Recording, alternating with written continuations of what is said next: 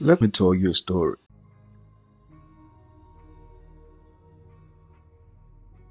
Imagine a restaurant, a really popular one, great food, great service, people love it. But it has a problem. It has 50 seats. On a Monday night, that's fine. 20 people show up, plenty of room, no one waits. But on a Friday night, 150 people want to eat there. The line wraps around the block. People leave, they go somewhere else. Revenue walks out the door. So the owner does what most owners do. They expand, they renovate, they add 100 seats. Now they can handle Friday nights. But what happens on Monday? 150 seats and 20 people. The rent is the same, the staff is the same, the light and heat and insurance are the same. They are paying for 130 empty seats 5 nights a week just so they can handle the rush on Friday and Saturday. Now imagine a different kind of restaurant, one that doesn't have walls.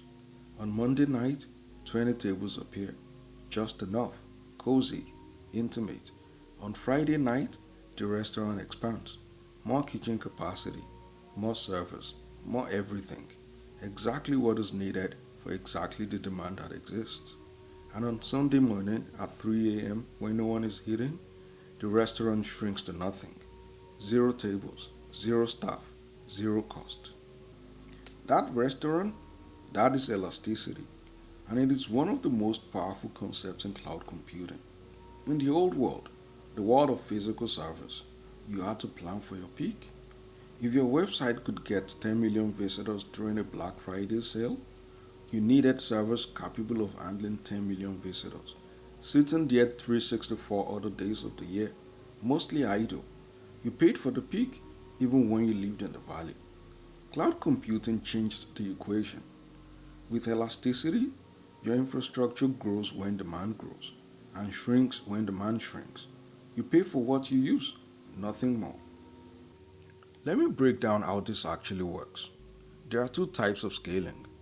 Vertical scaling is making one server bigger, more memory, faster processors, more storage.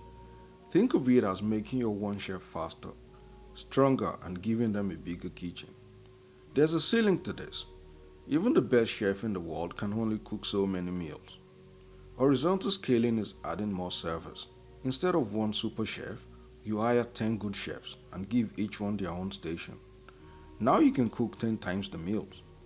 And if demand drops, you send 8 chefs home. This is what the cloud does best. Autoscaling is the brain behind the operation. It watches demand in real time. When traffic spikes, it automatically launches more servers. When traffic drops, it shuts them down. No human intervention. No panic at 2 a.m. The system adjusts itself.